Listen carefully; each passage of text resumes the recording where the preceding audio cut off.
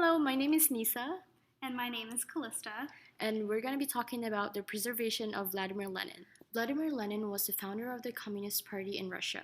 He led the Bolshevik Revolution and crafted the Soviet state. The legacy of his political ideology is still highly controversial and commonly talked about today. But another part of his legacy, what has happened to his body after his 1924 death, is stranger than fiction. After an intense political career wrought with revolution, vitriolic rhetoric, and several violent reaches to Russian power, Lenin suffered a stroke in 1922. His health continued to decline, and he suffered an additional stroke in 1923, eventually passing away in 1924.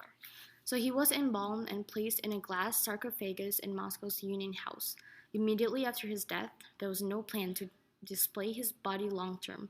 Russian officials just wanted to allow the people to see his body and pay their respects in the custom that is common for important government officials. But after 4 days of displaying the body, the crowds, sometimes numbering 50,000 people, did not dwindle as was expected.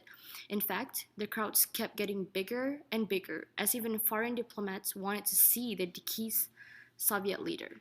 His body was moved to the Red Square and kept without further embalming for 56 days. The frigid temperatures were enough to keep his body from rotting. Russian officials eventually decided that they wanted to make Lenin's body last as an exhibit for as long as possible. Under the pressure of Soviet officials, a commissioned team of scientists worked day and night to create a chemical mixture that would work for embalming and preserving Lenin long term. An official and permanent mausoleum housing Lenin's body opened in the Red Square, and a team of scientists has since been tasked to maintain the body. The body is now kept under specific temperature and lighting restrictions, and scientists closely monitor it. All of Lenin's internal organs, including his brain, have been removed, but the hair, skeleton, skin, and other tissues are Lenin's. The corpse is re-embalmed and carefully cleaned every 18 months, and the scientists both immerse and inject the body with chemicals.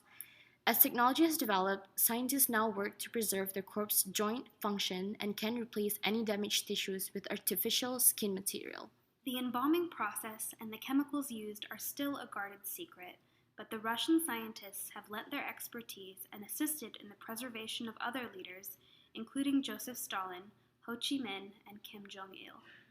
During times of regime change and political unrest in Russia, the funding for the preservation of Lenin's body has been compromised, but is now reliably funded by donations from the Communist Party. The Russian government has refused to disclose how much money has been spent to preserve the corpse.